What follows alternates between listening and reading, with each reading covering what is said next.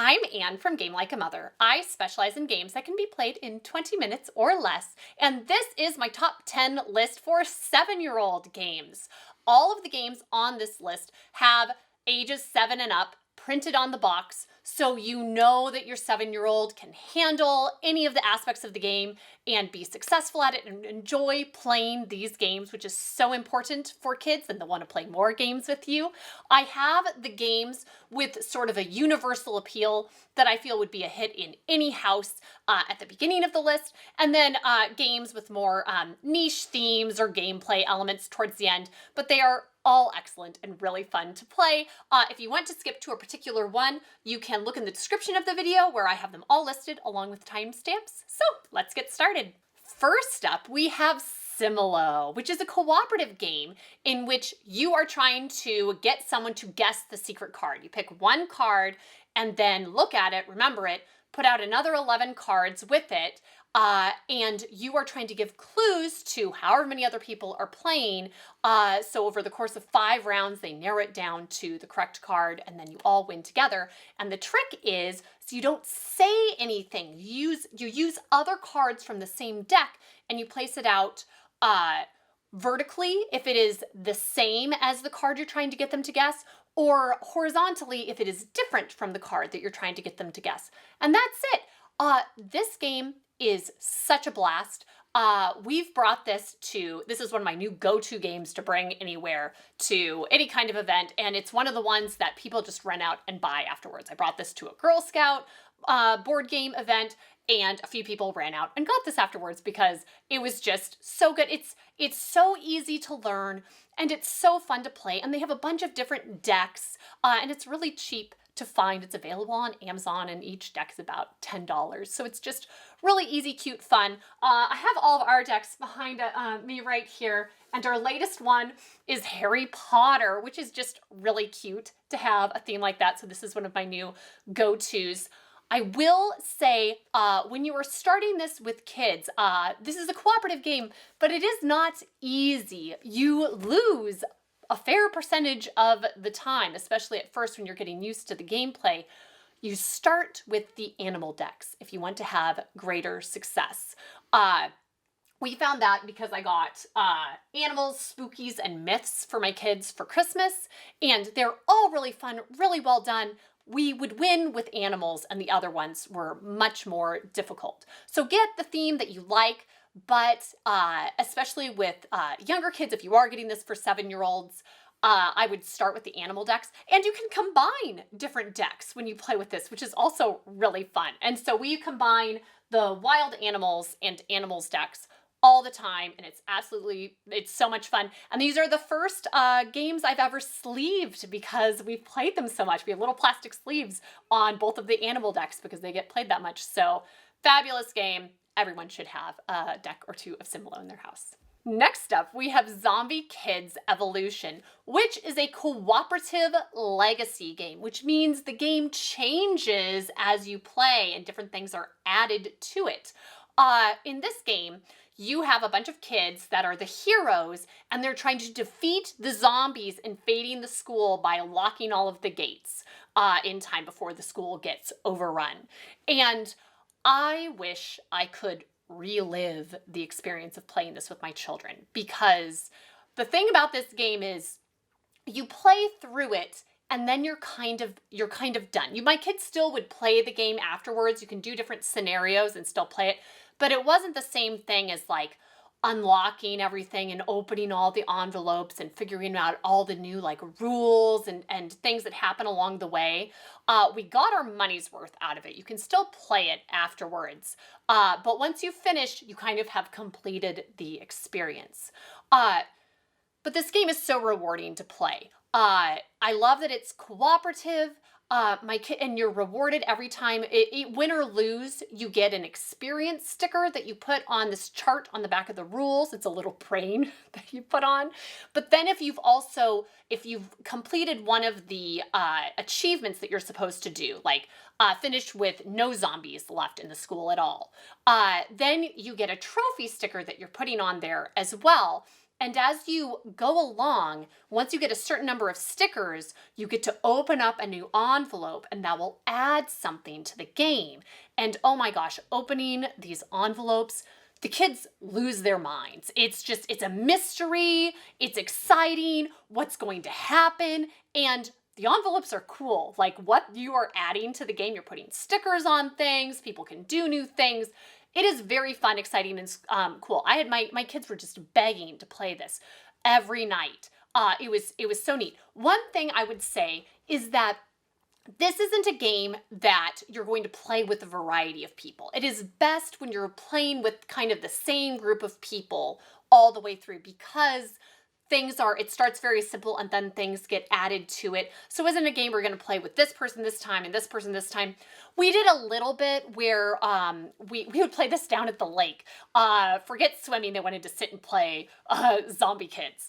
And we'd had friends play with us there, but really it was me and my 3 older kids playing through this. And so this is ideal if you're looking for a go-to Friday night, like family game night to work through with a set group of people. People will be just so excited and ready to go for this. And then if you finish this, there's also Zombie Teens Evolution to play afterwards. It's the follow-up game, also just excellent. And it's for ages 8 and up. It's teens because the kids from the original game have aged to teenagers, but it's appropriate for ages 8 and up, and it's just a little more challenging gameplay, but just the same kind of feel, and playing through this was fantastic, and I wish every family could have that experience because it was so wonderful for us. Next up, we have Space Escape, also known as Mole Rats in Space. This is yet another cooperative game, and I would compare it to like a strategic Chutes and Ladders is kind of the feel of the game. The premise is these are little mole rat astronauts in outer space, and snakes, the only natural predator of the mole rats, have come in to their spacecraft, and they need to go and gather up the emergency supplies and make it to the escape pod in time. And this game is such a nice level of strategy and what you're doing for the gameplay.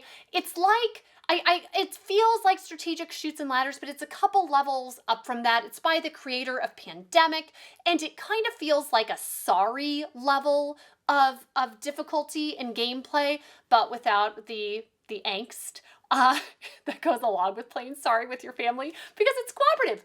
But it is challenging. You lay out, you have to play 1 card per turn, and you have it laid out in advance, so you have to look at what other people have coming along and plan out accordingly, because you get to make choices on which direction you move your mole rat, or some of them which mole rat or snake you're moving on a particular card. And a lot of the cards affect multiple players, which I really like.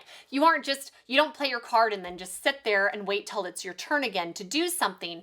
The next person's card may allow multiple people to move as at the same time as well. So it's really nice. The whole gameplay feels busy, but in a really fun, rewarding way. And it is challenging to win the first few times. You really have to be on it and work together. But the theme is fabulous. Not enough mole rat games out there. And this is one that is just so fun. I'm excited whenever I sit down and play it with my kids, and I am happy to play it on repeat, and so are they. Next up, we have Dinosaur Tea Party, which is basically Guess Who, but with dinosaurs and in a tea party setting. And I love this game because kids love Guess Who, and this one goes up to 4 players, which is really fun and makes it more fun to get to play in a group. And the thing is, I will say that a lot of times kids are a little bit hesitant to play this because especially it seems like a lot of kids that really like dinosaurs maybe aren't so into tea parties, especially by the time they're 7, but it just really works. And every time we've had a kid play this game, it's 100% success rate. They've all really loved it, especially if you play as suggested with a fancy tea party voice. I got to tell you, it is so fun when I would play with my son and he would say, oh, darling, would you say that your dinosaur has a pet? And I would say, oh, Indubitably, of course, my dinosaur has a pet, yes. And then if you answer yes, if you get a yes answer, you get to keep on asking questions. And so he'd say, would you say that you are in a purple room? And I would say, oh, no, of course not. I would never be in a purple room. And so if you're playing like that and people are using their fancy voices, it really adds to the experience and makes it hilarious and fun. You don't have to, but when people do, it's very fun. And I like that you have a grid of dinosaurs out in the middle, and everybody has their card that other people, when they ask questions to them, that's the dinosaur they're answering for. And it has specific things on the card. So you don't have to kind of look and try to determine. It shows, okay, yes, they are drinking tea. Yes, they are eating food. And they're wearing jewelry, and they're in this color room, and any other traits that they might have. So it's very clear if you should say yes or no to a question. And then if people guess your dinosaur, the game's not over. You give them a card, they get a sugar cube, and the first of 3 sugar cubes wins, and then you get a new card, and the game keeps on going. So you can feel like you have some success. Even if you don't win, you can get a few dinosaurs right. And just the process of playing the game is so fun. They even have party quirks, so to keep things fresh. So you have your grid of dinosaurs, and then there are 3 party quirks you shuffle up and then put out on a few of the dinosaurs. And they're either the dinosaur can always say no, whichever dinosaur they put that quirk on. Anytime the person who has that dinosaur card in their hand is asked a question, regardless of what's on their card, they just say no. Or there's one where the dinosaur has to lie. So it's the opposite. Whatever, if it should be yes, the answer is no. If it should be no, the answer is yes. And then finally, there's the third one is they alternate answers. So regardless of what you ask, the first time they'll say yes, and then the next time no, then yes, then no, then yes. And so if you can catch on to that. So it's fun. So it makes it so it adds more than just eliminating the dinosaurs. But I mean, Guess Who is just such a tried and true favorite, and this freshens up the theme in a very fun way. Next, we have Cloaked Cats, which is an updated Guess Who themed type game, just like Dinosaur Tea Party, but with cats, and it's slightly more strategic and challenging than Dinosaur Tea Party, I would say. But it's very fun and it's very well done. In this game, instead of having a specific cat that other people are trying to ask questions about and guess the specific features of, you start with features. So you can start with a card that indicates color of your cat. You can have a card of a specific item that your cat is holding, and you would have a card that's like a different type of shape or position, like what your cat looks like, if it's sitting, standing, if it's a fat one or a skinny one or something like that. And so you start with attribute cards in your little fan, and people place out specific cats, whole cats, as like the clues for the table, everyone at the same time. And then you put a fan on the cat if any of the traits of the cat match one of your features. So it's a little bit backwards from what you're used to for Guess Who, but it works really well. It also means it is a little more difficult to figure out which trait goes to which cat. And you can easily have younger siblings. You can play up for Dinosaur Tea Party pretty easily. Not as easily for this one. Very much, I would keep this as ages 7 up, because if you play this with a younger sibling who's 5, they're not going to do as well. It's trickier. You look at it, and sometimes you only put one fan on the cat, even if multiple traits on it match the traits that you have in your fan that you're holding. And so it can be a little trickier to figure out. And you have a few cats out there, and you're like, okay, are these different traits, or is there something the same on here? So it's a lot more to figure out, especially if there's a few players playing. But it's so fun. Kids love Guess Who. It's a great family game. I love that it does play more than just 2 players like regular Guess Who. And cats. We just love cat-themed games around here, and it's very cute, very well done, lots of great replay value, and we love it. Next up, we have Battle Sheep, and this is an abstract game. So think like chess although this is most closely related to Othello, in my opinion. It kind of feels like the same type of gameplay. And you have a pile of sheep in this game, and you're trying to move your pile of sheep around strategically in order to control the most pasture at the end of the game. That is the premise. This game plays up to 4 people, which is fun. You can't do that with chess. And the game board is different every time. They have these little hexagonal pieces, and each person places them down, and there can be holes in the middle of the board. There can be gaps. It can be weird shaped along the outside, and that's all part of the gameplay. What you're doing is you have your stack of sheep. It's a specific color, and on every turn you can take however many you want from the stack, and you move them in a straight line either to the end of the board or until they run into somebody else's sheep. And then you plop your stack down there, and you just take turns doing that, moving it around the board until nobody can move any pieces anymore, and count up how many pieces of the pasture the sheep are in, and whoever has the most is the winner. So it's a great, simple concept. You start playing, it feels, it's very quick to learn, but it's one of the ones where you could just keep on playing it and try out different strategies. My older son loves abstract type games. He does really well at these games, and it's fun. Even if you love chess, I highly encourage trying out different games because it works some of the same muscles, and it's good to have things where you have to think about it in a different way and not just set things with chess.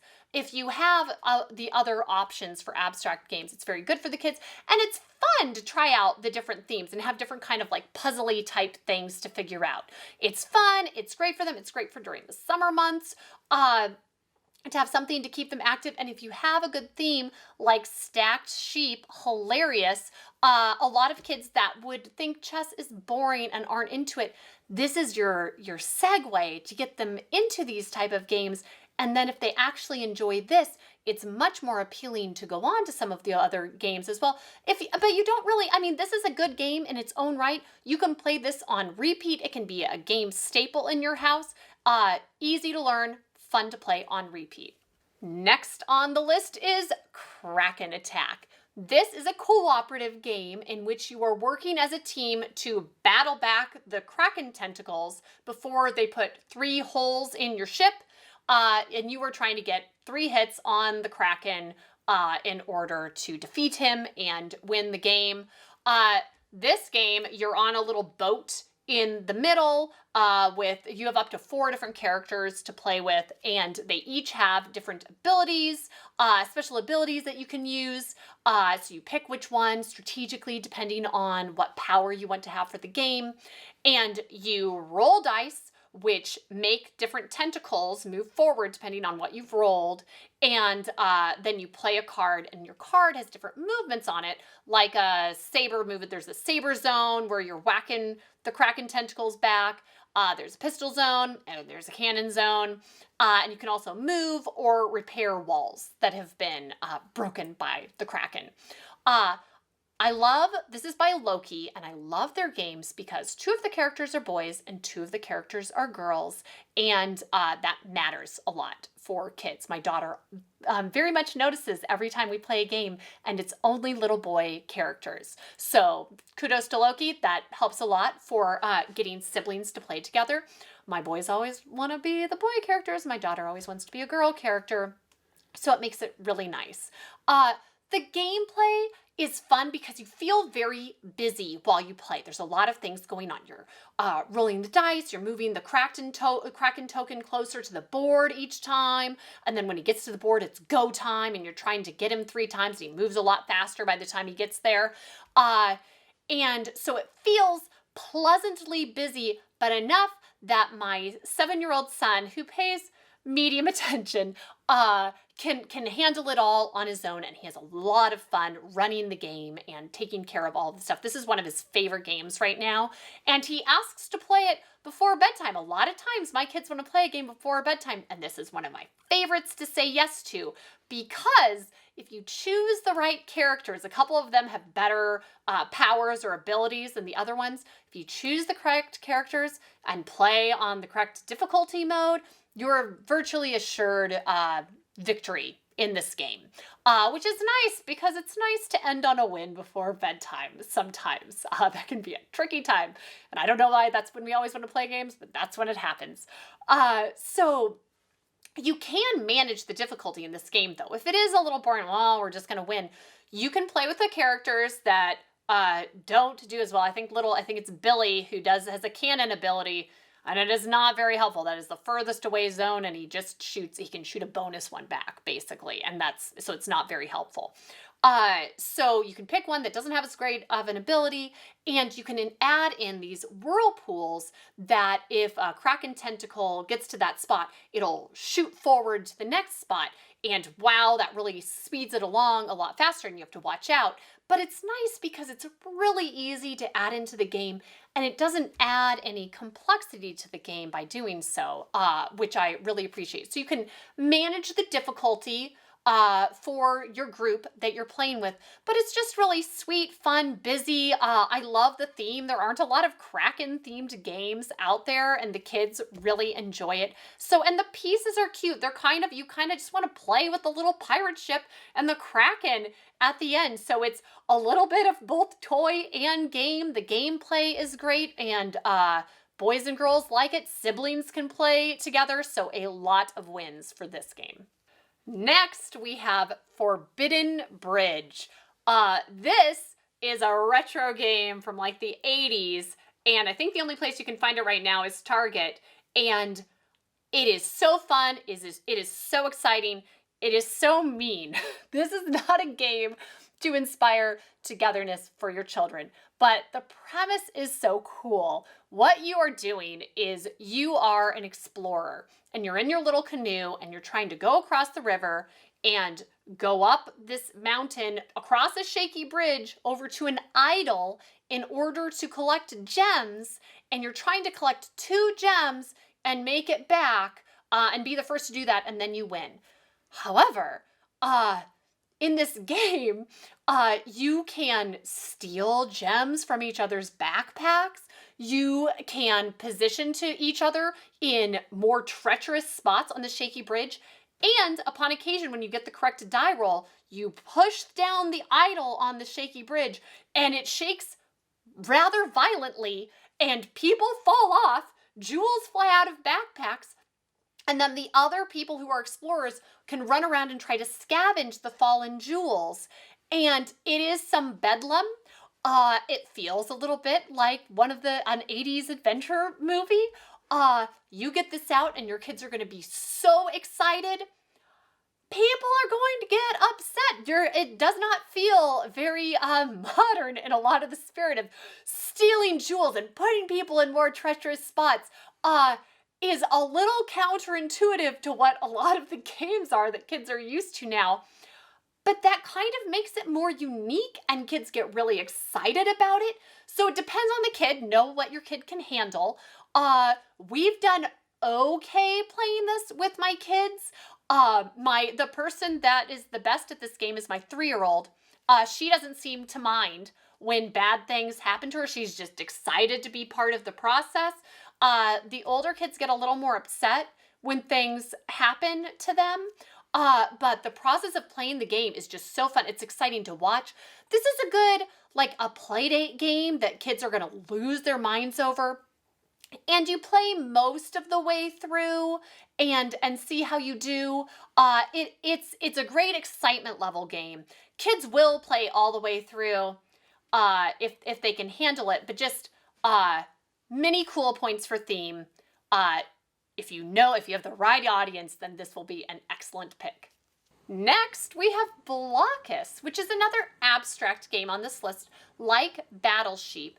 And the goal of this game is you have all these Tetris-y type pieces, and you're trying to place them all out on the board against up to 3 other opponents, up to a 4-player game.